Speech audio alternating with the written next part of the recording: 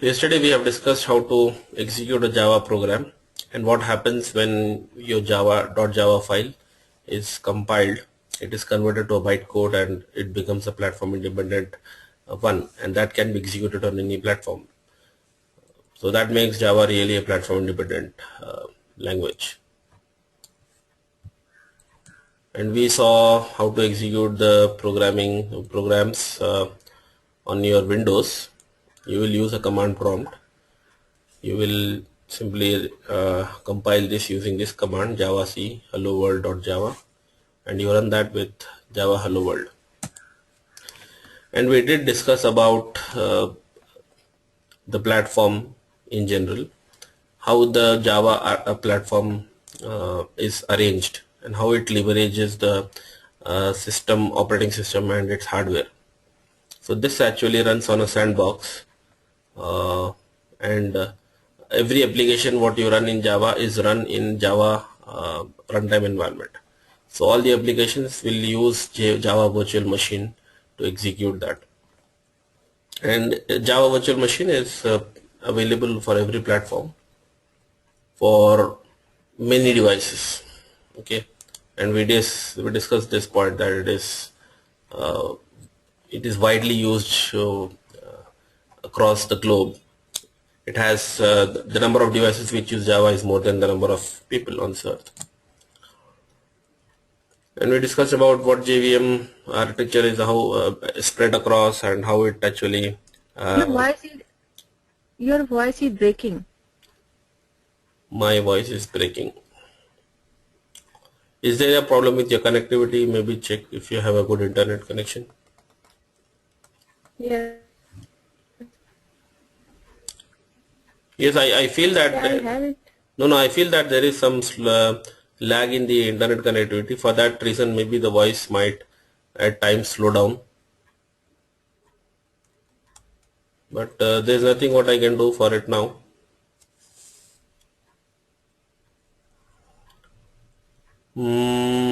Yeah, so we discussed about JVM and its different components. Are you now able to hear me?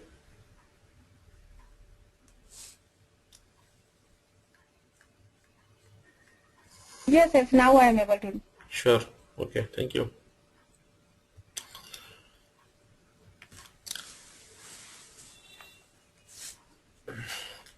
Alright, so we concluded the session yesterday on this if-else condition, and we saw how if-else condition works in Java.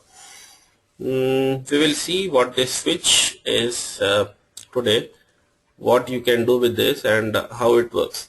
So this switch statement is actually used for having more than two conditions in your application. In case of if-else, you see there are only two conditions. You say if this, do that, else if it is not true, go for the other option. In our example, we have seen how this works.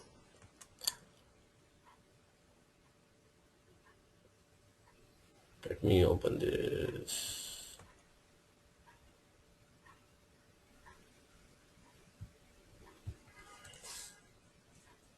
Right.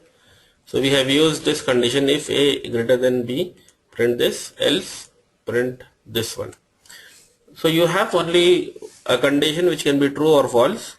That's it what you can do on a using if else condition. But imagine you have more than two cases. Maybe you have a menu kind of application where you have to select from maybe 10 different options or 5 different options. So in that kind of situations, switch statement will be useful instead of if else statement. If you have to have more than two conditions, maybe you will have to write plenty of if else. So to avoid that, we have switch operator. In fact, switch clause. Let me have a demo for this here. New, I'll say switch demo dot java, and open this class switch As usual, we'll start with this syntax. Public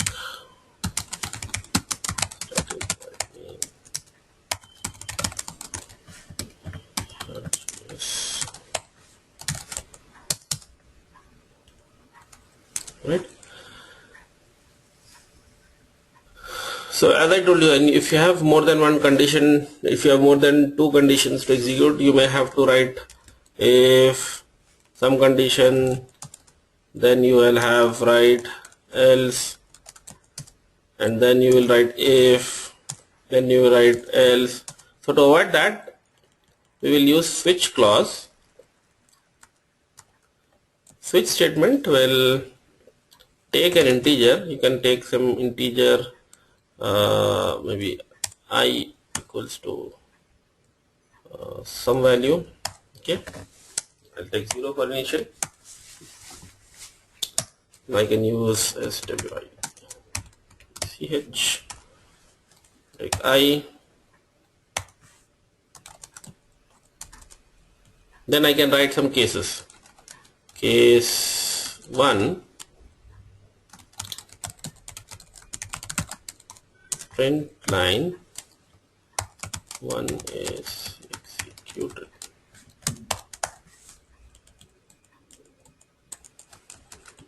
Alright. Then once this case is executed, I can break. The other case I'll write in case 2, and I'll say 2 is executed.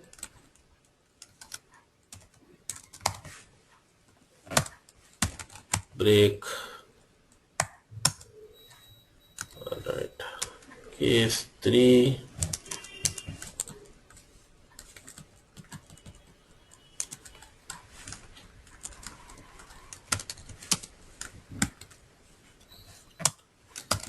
Break. Right. So now based on the value what I passed to this integer, let's assume I'll pass 2. So it will check which case is matching. If this matches to case 2, it will execute this statement. So as you have this example over here, you have a status, you specify that status in your switch, and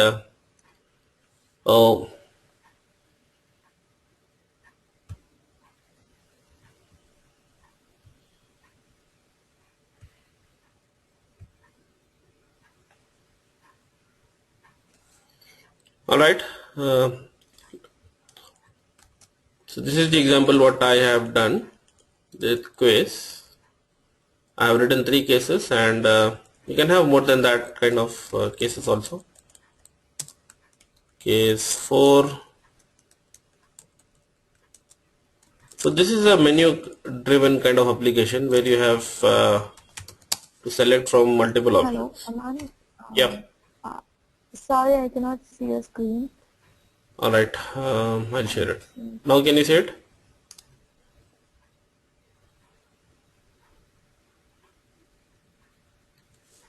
I hope you can see it now. Yeah. So this is how I write the switch statement. Let me now compile and run it. I'll say Java C. Yes, yeah, I think someone dropped. I mean, you dropped away from this meeting, and for that reason, there were some changes in privileges. No problem. I'll make you the presenter. I'm the presenter right now. No, we are not able to see your screen. Even I'm not able to see the screen. Can you now? Yes. Yeah. Even I'm not. Yeah, now I can see. If someone, even if one can see, everyone should see it here. We are in the, I think I am just seeing a blank screen. what screen you are seeing? It's a blank one. I cannot see anything.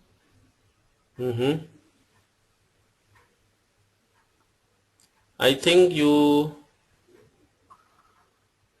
just Should I change the presenter or something? no, you don't have to change the presenter. You just log off from the meeting and join again. Maybe it would be good, I think. Oh, okay. Sure. And this is, this is a problem, Hussein. Anytime someone drops, I don't know why it happens every day. The presentation privileges is passed to someone else.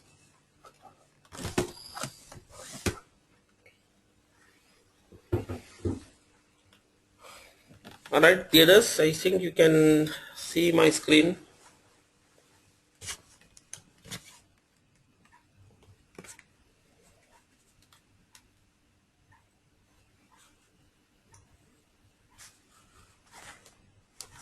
So I will now compile this application.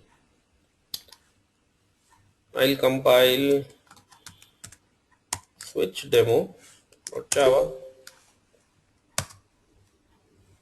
and it is compiled successfully. I don't get any errors. So let me run this Java switch demo, and there you see 2 is executed. This is the response what I get. Alright, so if I have this value as 4 maybe, and if I now compile it and execute it, I see 4 statement is getting executed. So I have multiple cases here. I can have more than one case, more than 2 case, or maybe menu driven applications.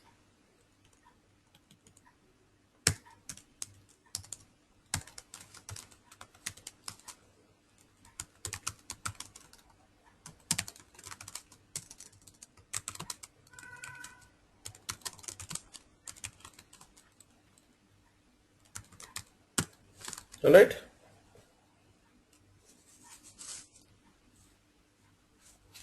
So this is about switch case. Now there are some things what you have to note here, that you need to have break in your every case. If break is not available, this case will execute maybe, and if break is not available, it will jump to the other case and continue executing the case 1. Let me assume that I have 1 as the value here, and I'll compile this and run this. I see 1. In the absence of break, let's assume I delete that line and I compile and I run. I'll see 1 and 2 execute. So the break is required. After every case you need a break. Now there might be a value which is not available in the list at all. Let's assume I have 5 and I don't have any case for matching with 5. If I now run this,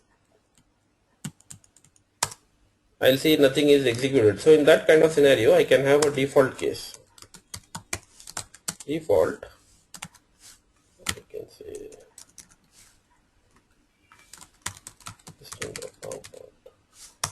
line,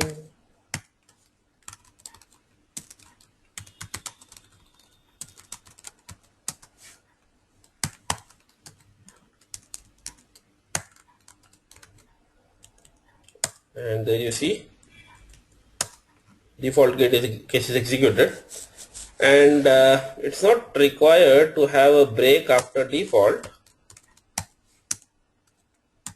because that is anyhow the last case. It is anyhow the last case, so even if you don't have it, it doesn't make. Did I close it? Yeah. So even if you don't have the break after your default case, it's fine.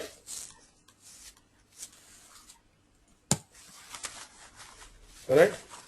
So now we will see some looping mechanism, and we'll see how Java works with iterations. If you have to continue executing something for more than one time, you want to iterate over something. we have loops for that matter. So there are three looping idioms or three looping constants in Java. So the loop like for loop, while loop, and do while loop. These are pretty much the same things what you have seen in a earlier language like C or C++, but the syntax is similar to what you have in C++ also. The loop, how it goes, first we'll see while loop. While takes some boolean condition. If this condition is true, it will continue executing this the bunch of statements as long as the condition is true. Alright, so it will first evaluate this condition, and if this condition is true, it will continue with that block. In case of, hang on,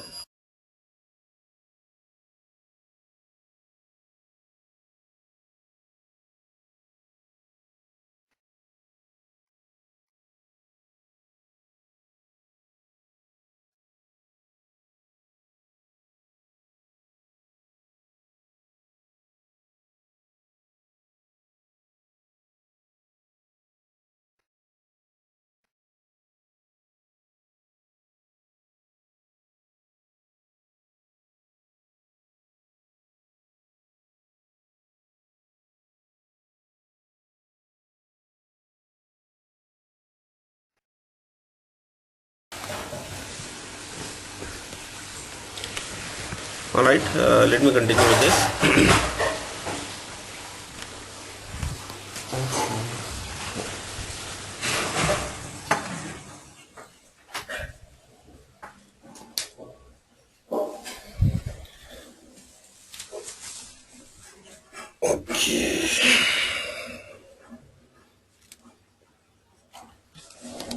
So let us understand this with one example here.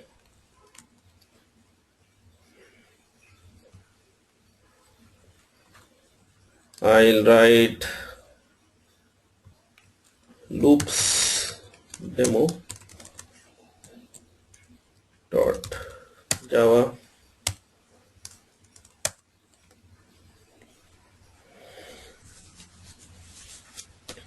alright, and we have loops demo class and public static void main string.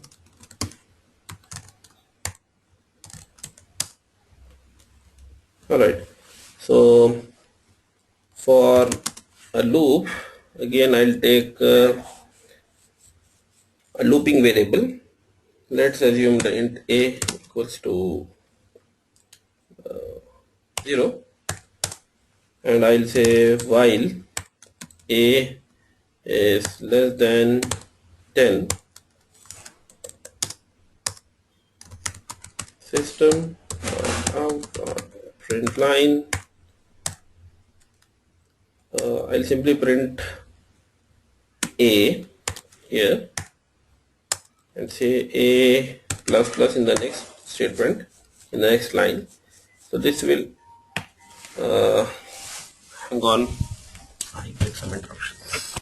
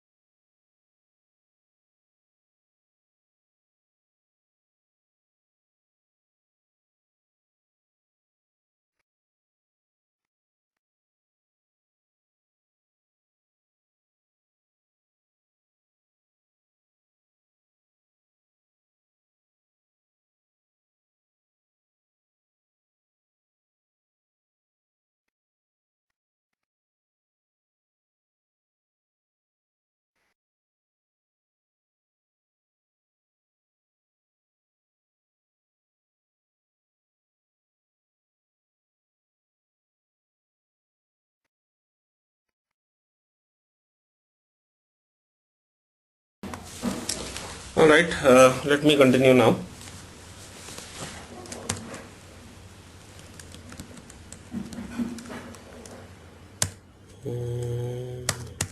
Yeah, so this is how I write a loop, while loop. I have a print statement in this looping construct. Let me execute this and see.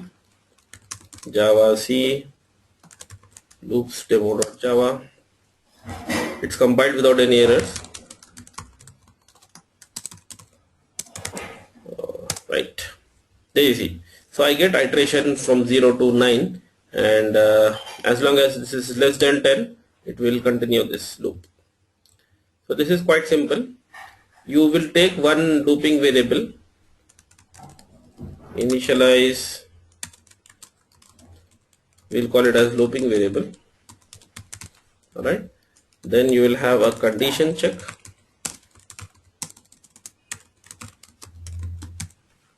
and then you will have block to execute.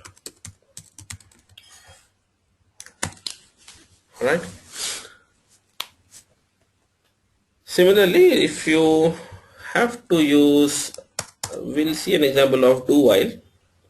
For that, I'll take another variable, looping variable, j. I'll take it from 11 just to continue the looping mechanism. I'll say do, write the statements what you want to perform. I'll do the same thing. I have the block to execute.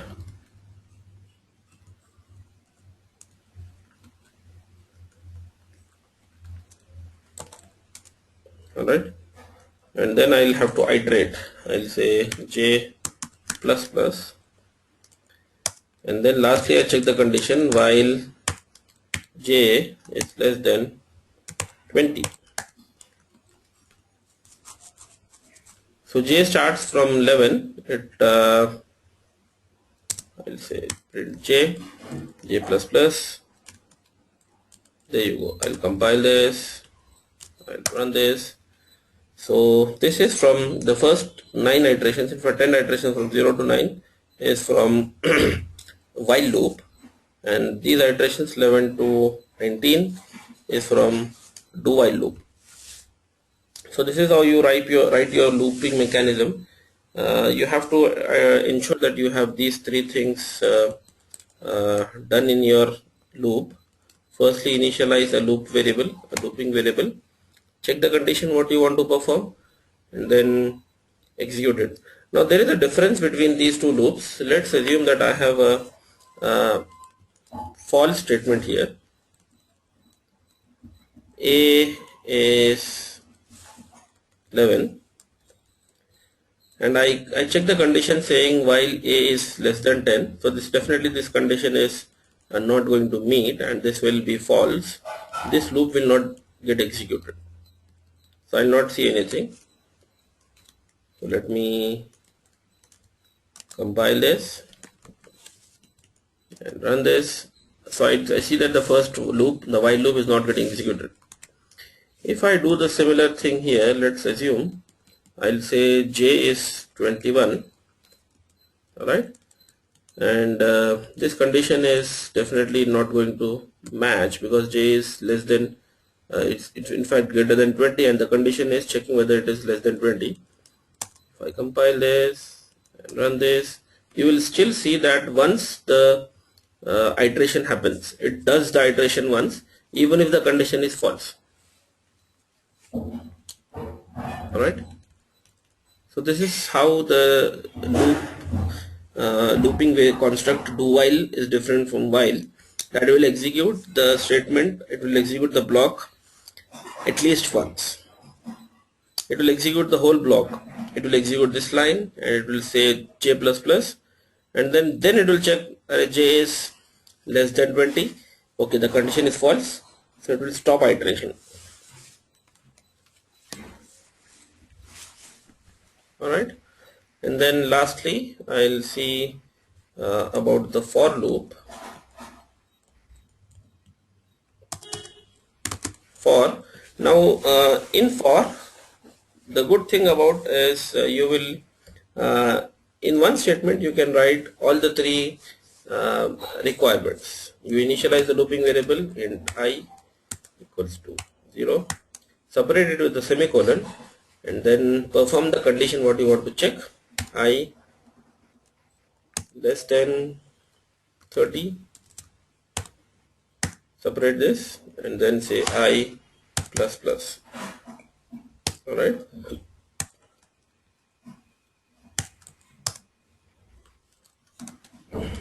and say system out line print I simply.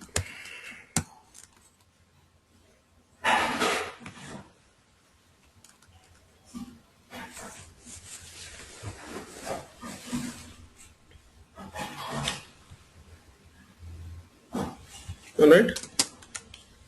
Do I have any applications?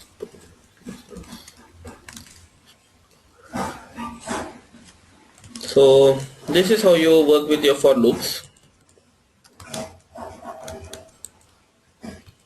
Compile this, run this, there you see.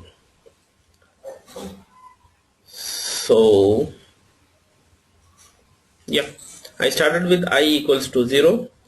I check the condition that it is less than 30 and I want to do the iterations.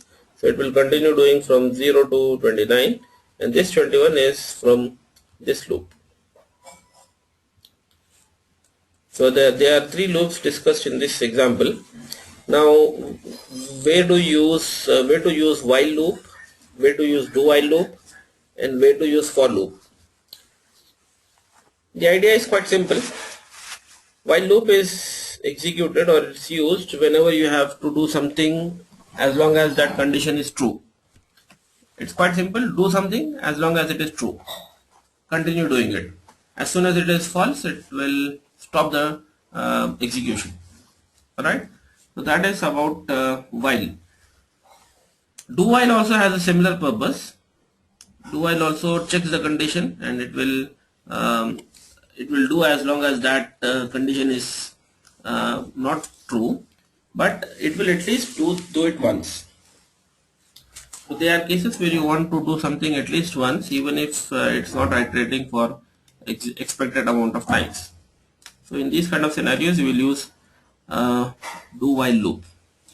Lastly, for loop is used when you have a fixed number of iterations. Maybe you know that these iterations are possible. It's not just being something. I mean, you can execute it for any number of times and the iteration amounts are expected. So these kind of conditions can be written in your looping constructs. The basic idea is quite simple. They are more or less similar. Based on your usage, you can change the looping mechanisms. Right.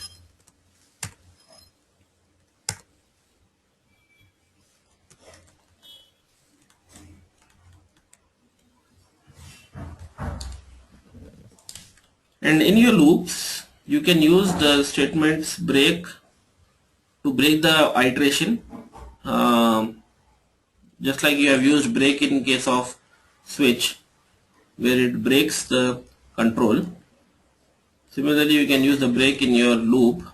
For example, let's assume this loop I want to terminate when print this, continue printing it, and if I equals to maybe 19, I'll simply break. It shouldn't be in caps. Break.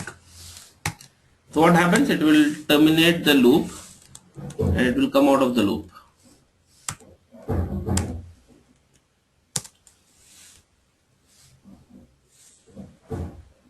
Oh, I am checking conditions, so I'll have to say equals to, double equals to, that's the syntax in Java. Java, see, there you see. So the loop has terminated in the iteration number 19. That's because I want to check I'm checking this and I'm breaking it. Alright. Similarly, continue is used to continue the iterations from the beginning. It is just the opposite of break. In break you terminate it. In continue you continue the iteration from the beginning. And return actually is used to come out of the method. It will not break the execution of the loop, but rather it will return from the method itself. It will come out of the method. For now we just have one method in our examples, so you will not understand the usage of return, except that if I just simply say return here, it will do the similar thing, just like it will come out of the execution. But the difference what happens is, in return it will return back the control to the calling method. In this case main is the only method, so for that purpose you will not see, for that reason you will not see how it is different, but it will actually come out of the method and it will pass the control to the next method, the calling method. So we will see the return statements and return part in more in detail when we have examples on object-oriented programming stuff. Okay. All right. So let's discuss about arrays in Java, as to what array is and what the benefits you derive by using arrays.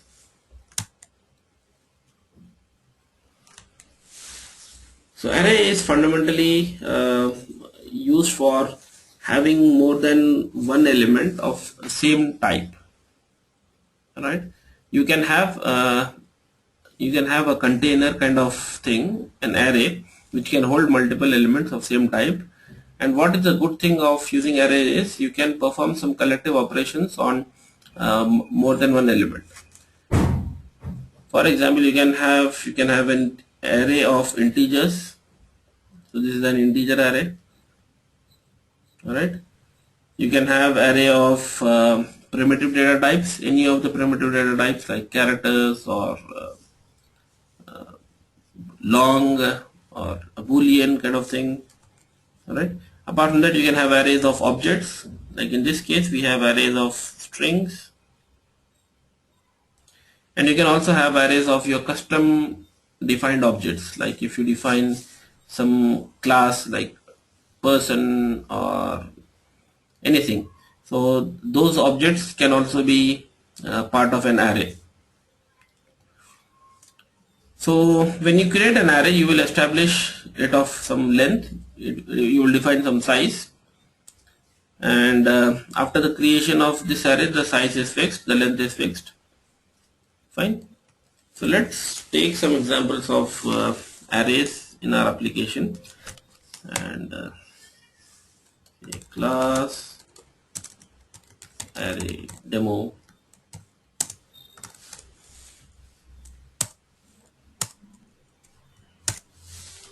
Alright. Public static void main.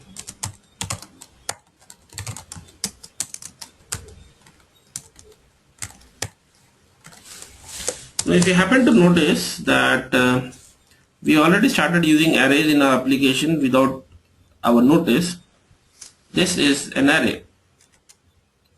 This is essentially an array which says to the main method. So we are actually understanding what the main method is. We are understanding how it behaves, not to the complete extent as to why public static void main, but why this. So this is the argument what main method expects, and it expects a string array to be passed. Along with that string array, you can pass some runtime arguments. You can pass some parameters to the application, which can be useful for providing some dynamic values to your application. So we'll see that kind of example later, but just remember that this is an array which is passed as an argument to main method array passed as,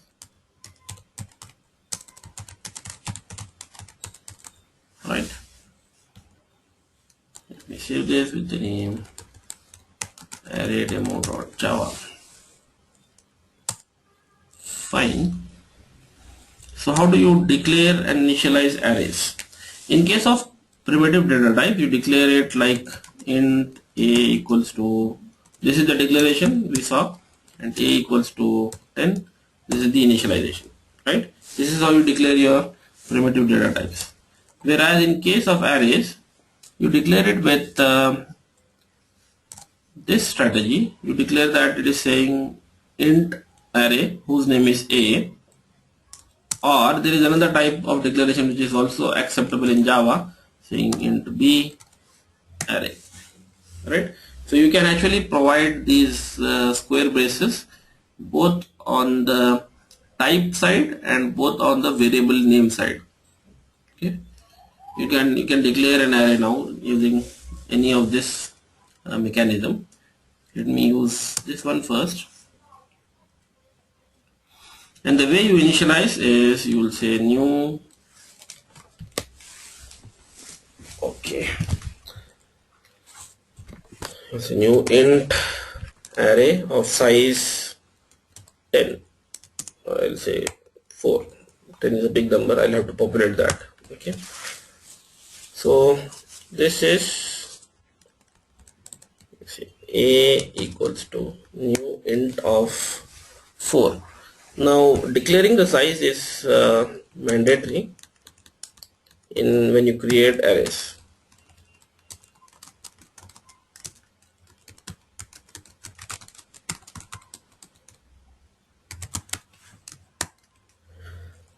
Alright, so let me just compile this one.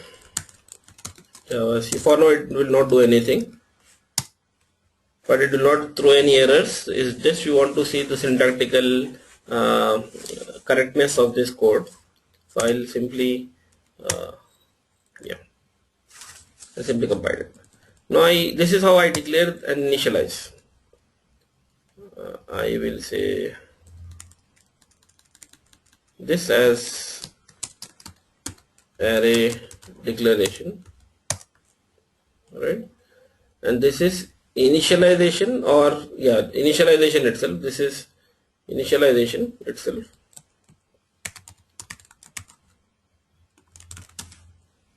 I am initializing and size declaration.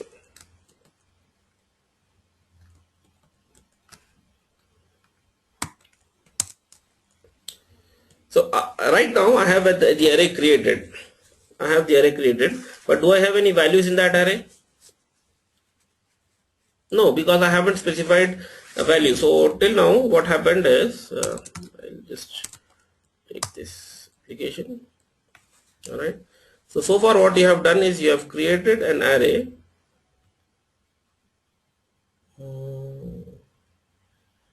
like this. It has 4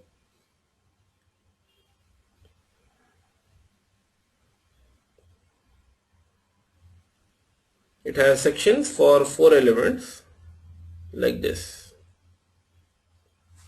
This is what you have done so far. You have created the array, initialized it, but nothing has been added to it. So it will just have default values added. The default values in Java for an integer is 0. So right now the array has 0 here and a 0 here and a 0 here and a 0 here. I hope it makes sense. The array is initialized but no values are added. Alright. Now you can add values to this array by using a of 1. When you say 1, it will initialize the element 1. I can say 10. Alright. Similarly, a of 2 is 20. A of 3 is 30. And by the way, one point what you note, this 1 2 3 what I am passing here, this a of 1, a of 2, a of 3, this is index. Alright, the index is the referral to your element in your array, and index actually starts from 0. So I need to specify a of 0 like this, saying 0. If I don't want to specify any value, I can simply say 0. So how it works actually is, this is your index, this is 0, this is 1, this is 2, and this is 3. And the index is used to refer your elements of the array. Alright, so this is my application. I'll now compile it. No errors. Run it. Oh, nothing to run.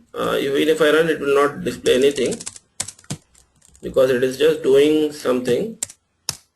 It has created the array, initialized it with these 4 elements. Alright, now what? I want to display what the elements of this array are on the console. So I'll take a loop for this purpose. I'll say for int I equals to 0, I less than a dot size.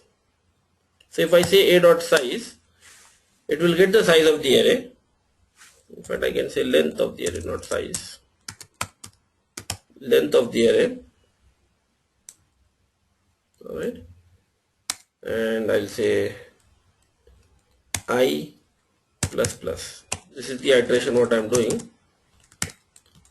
So I'm saying that this is my looping variable I, which is less than a dot length.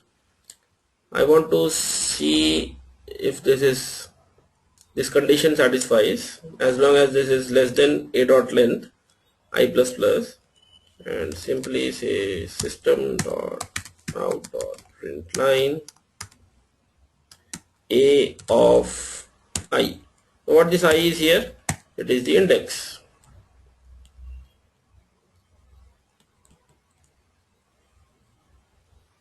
Alright, that's pretty much fine. I'll now compile it. Compiled, no errors. Let me run this. There you see. So the elements are 0, 10, 20 and 30 are displayed. So I am writing a loop in which I am initializing a looping variable, checking this condition to be less than the length of the array, and iteration plus plus, and simply display it. Alright, so this is how I work with an array.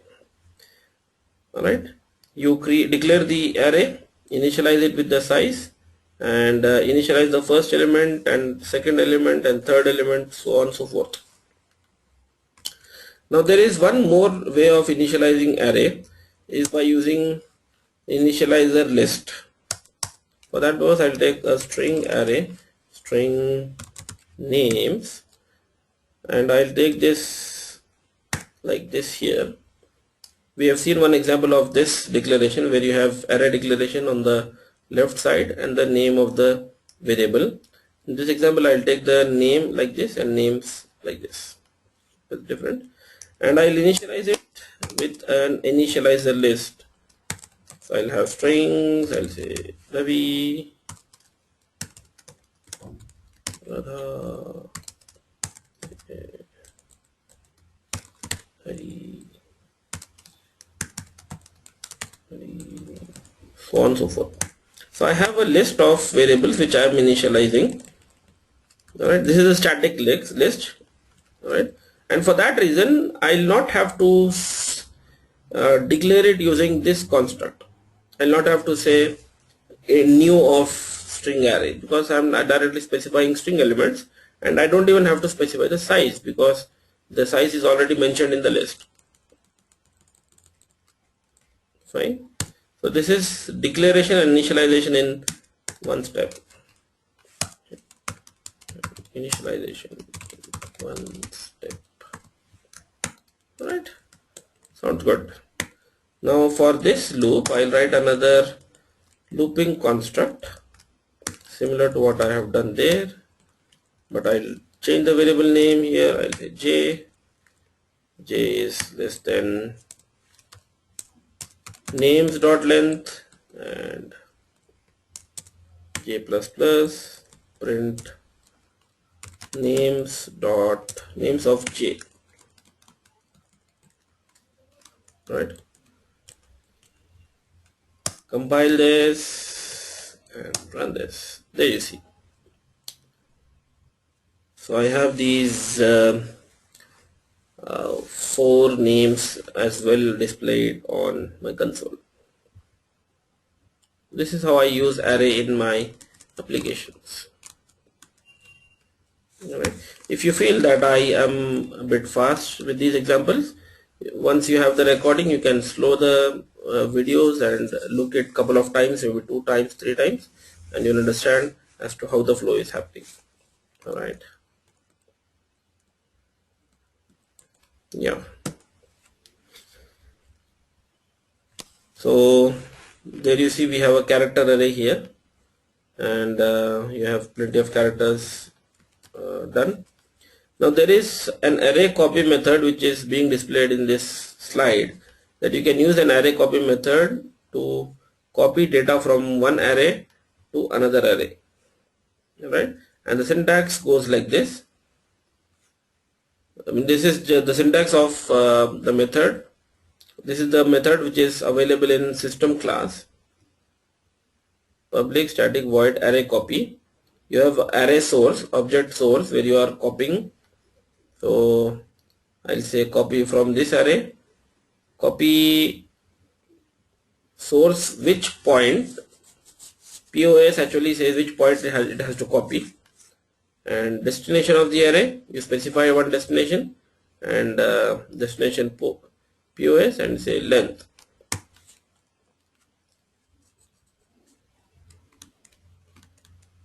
So you can actually, I'll do a similar example. I'll say string names to array. I'll create with size new string size, I'll say again 4. Alright, and I can use the array copy method of system dot array copy array copy. Yeah, and the syntax I have to follow. You see, I'll have to specify the object source. So here I'll specify names, comma. Second thing is I'll specify where it has to copy,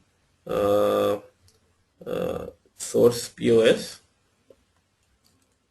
I'll say copy from 0, and what is the destination object now? I'll say names 2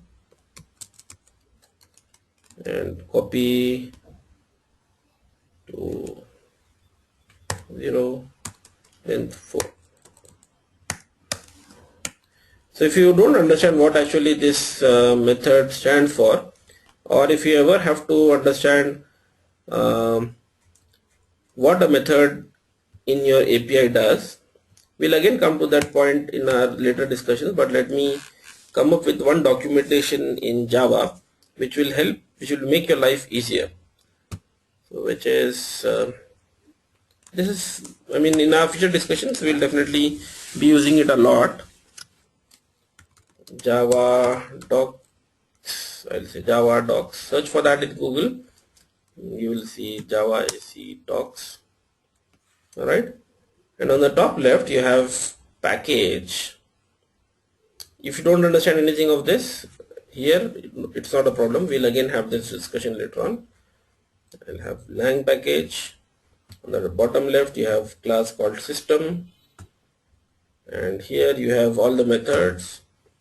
You search for array copy. Okay, there you see you have this method. Click on this method and it gives you the details. You got the point? So you see, I might not be able to explain all these things in my class, right?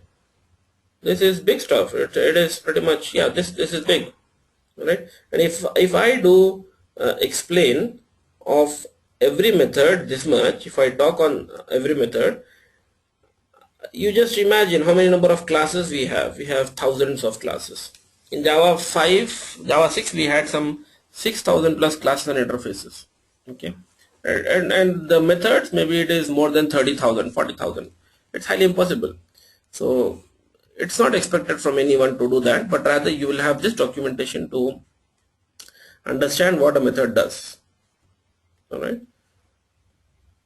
So this is the method signature syntax: array copy, source POS, destination POS, object, and length.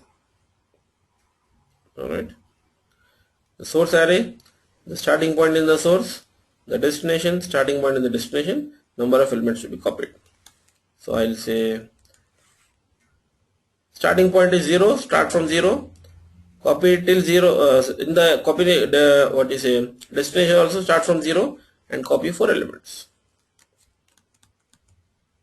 And after it does, I'll display this array, not this, in fact I'll write a similar loop, and I'll say names 2.length and names 2 object. That's pretty much it.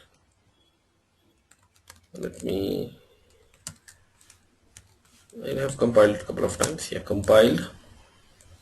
Array copy cannot find symbol. Is there a method?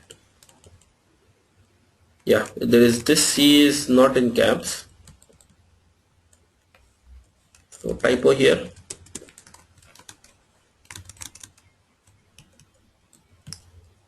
Compile this. No errors.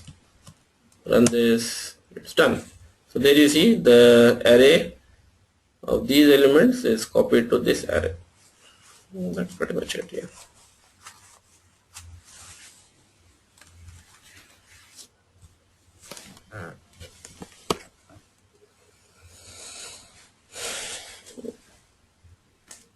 All right. And there is a different loop actually for working with arrays or collections in Java, which was added in Java version number 5, which is for each loop. And this loop is used for iteration on arrays based on some type. I mean, it's pretty much obvious that when you iterate over an array, you want to iterate over all the elements. So here it is simply eliminating the usage of condition check. Alright, so you just specify the looping variable and you specify the array where you have to iterate, and it will do the work for you. That's simple. You can try that loop as well. Alright, so we are coming to end of this discussion. We have discussed a lot in today about arrays. The reason being, arrays are very important is in your applications you will have a lot of usage of these things. You will have to iterate elements of the array in a continuous fashion. Before I terminate, I will discuss one example about this array which your main method expects. Alright, and I told you that this array can be used for passing command line arguments. You can pass command line arguments to your Java application using this array. So I'll take a demo for that separately because that's quite new. In fact, I'll simply copy this and paste this and rename that to CLI demo. Right? The class name is CLI demo. CLI is command line input. And I have done this. Alright. So what I am doing now in this example is I want to use this array in my applications. Let me simply use it over here, args of 0. What am I doing? I'm just getting the first argument in this array. Fine. I think you understand it. Just like we have used in other examples, we have used a of 0 and we have used a of I to print it. If I simply print if I print this a of 3, what do I get? I get 30 displayed here, right? This is the statement 30. So this a of, in this example, when I say args of 0, it is printing the first element of the array. Let me compile this. Java C CLI demo, compile, done, run it. You get an exception saying null pointer, index array out of bound exception. You have no elements because here you have no elements in the array so far. No elements. It is just an empty array which main method expects. Now what you can actually do with this array is when you run the application, you can pass some arguments saying hello, and when you enter that argument is being displayed. Fine, you are displaying that argument. If I write a loop for that purpose, a loop which we had copied earlier, a loop like this,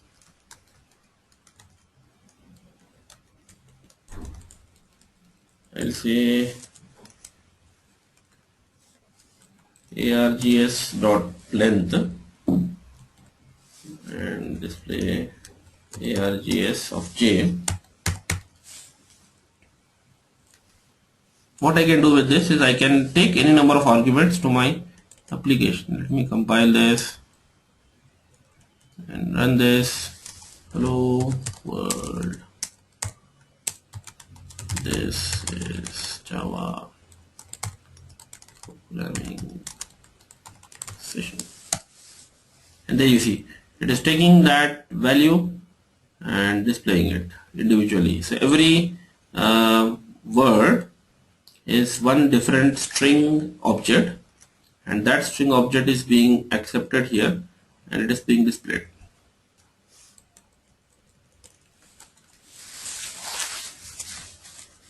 Alright, so using this method mechanism you can provide some command line arguments. So what I want you to do is just have a look at these examples for a moment. Maybe just I have already shared it for your information. I already shared it. You just have a look at these examples in your shared drive. I'll just delete the class files. Those are not required anyhow. So just have a look at this and see if you can understand that. If you have any questions, I'll be here for another 10 minutes. Have a look at this and come back to me if you have any doubts. I'll be online.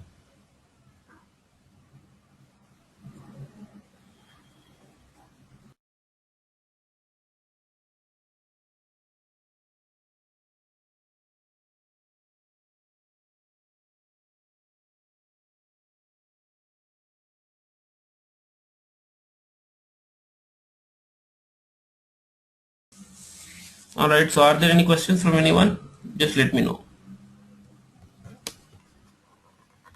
Last function, can you explain again? Last method, how it's come? Which method are you talking about? This is showing in a screen, how its output is coming, I did not understand. Okay, this one. Yes. So when you run this application, you pass these arguments. These are individual string objects. Hello is one object, world is one object, this is one string, is one string, Java is one string, programming is one string. So all these are coming as string objects over here in this loop. I'll remove this line if you have a confusion maybe. Alright, and this loop will do what?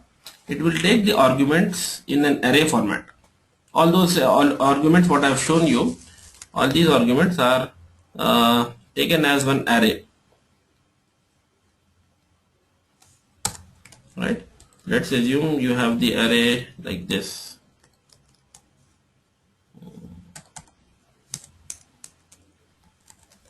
You have array like this. Okay, it takes that elements of these elements as array and iterates it individually. First, the same thing what you have done in earlier loops, right? The same thing what you have done in this array, in this demo. It is taking it as an array, and that array is iterated like a loop. So does it make sense?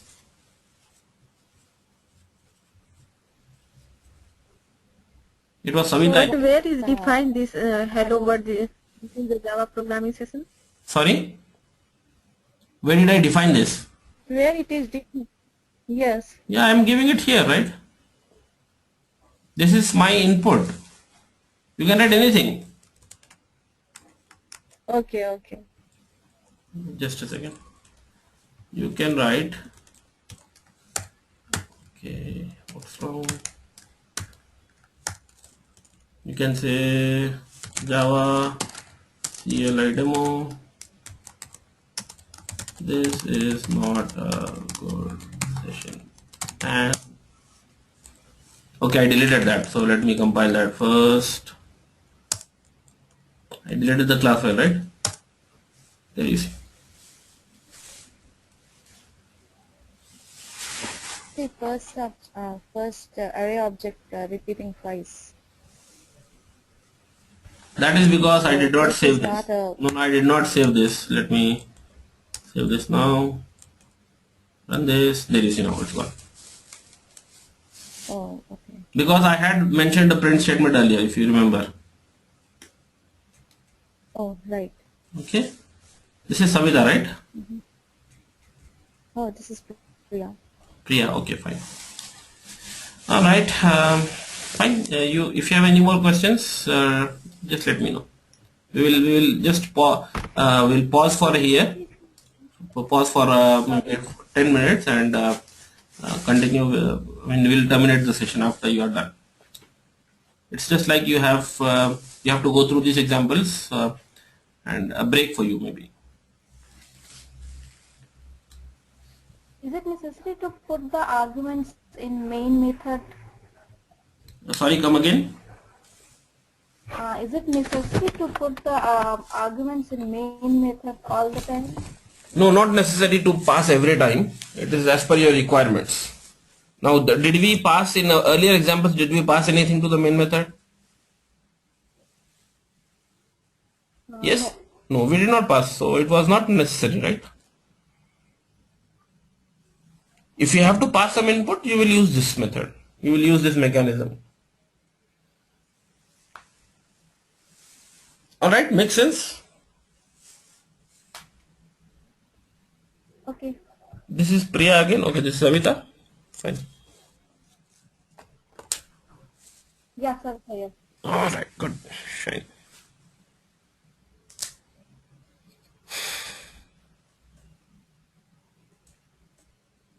What's the meaning of this static here? Public static. We'll come to that later on. Okay. Things what I did not discuss, I'll discuss. You can ask questions on things what I discussed already.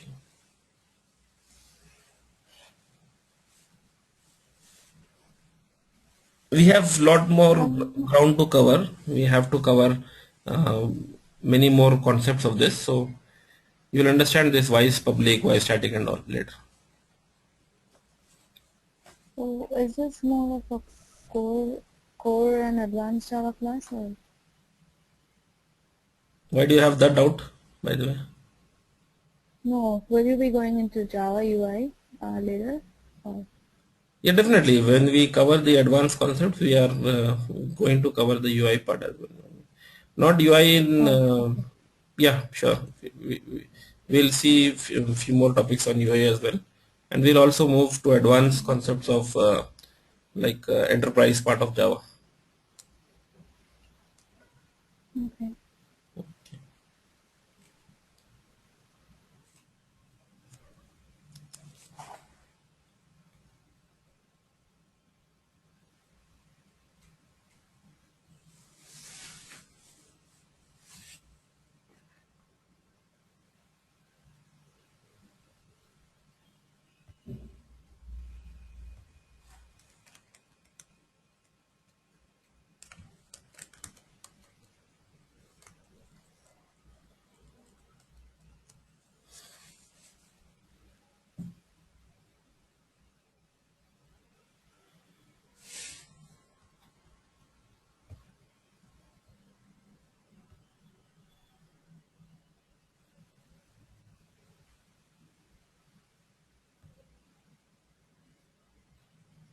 All right, so that's it from my side. I'll wind up for the day.